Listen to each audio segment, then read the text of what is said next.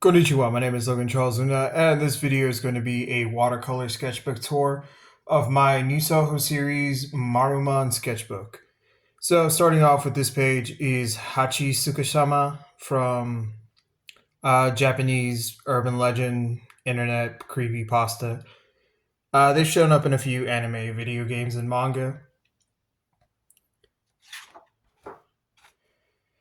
So now is Mei from Jujutsu Kaisen dressed as Hachi for reasons that should be obvious to most people. Fan art of Tatara from the Tatara channel.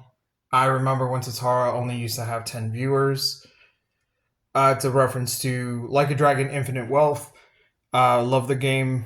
Finished it a month ago. It's awesome. Next up, we have Dio Brandao from JoJo's Bizarre Adventure. Following that, we have Toji Fujiguro, or Zenin, from Jujutsu Kaisen. Prince Bon from To Your Eternity. Margaret Macaron from Mashal, Magic and Muscle. Isekai Oji-san from Isekai Oji-san. So next up is a series of artworks that, I was just thinking about what I liked from Akira Toriyama's work, what stayed with me. And yeah, even though there are many things in anime, manga, and media in general where you look back on it and it's like, yeah, no, this was definitely made for kids, because it wasn't worth it when you go back and you actually analyze and dissect things. And while the technique and the precision is there, and Akira Toriyama is definitely a pioneer when it comes to layouts, paneling, just art composition in general for manga and character design, his writing was definitely something that left much to be desired. And you can't really blame him personally. Like, not everything was to be laid at the feet of Akira Toriyama, especially when editors had a job to do to make sure that they could sell his works to mainly children. And yeah, so here's Arlyle with the 1-star Dragon Ball. Next up is Bulma with the 2-star Dragon Ball and the Dragon Radar.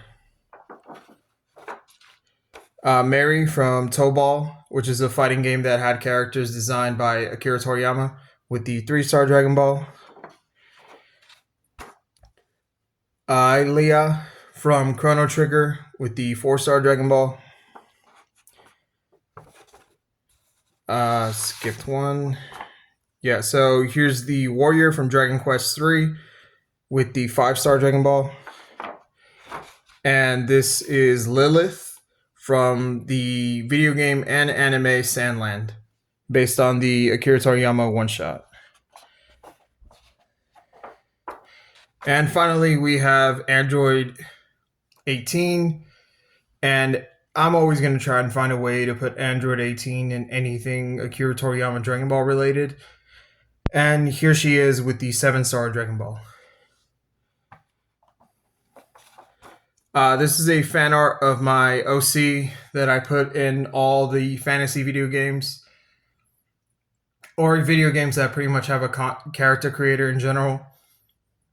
So this is just a funny little skit about Dragon Dogma 3, and how my character would try and marry either the Sphinx or the dragon.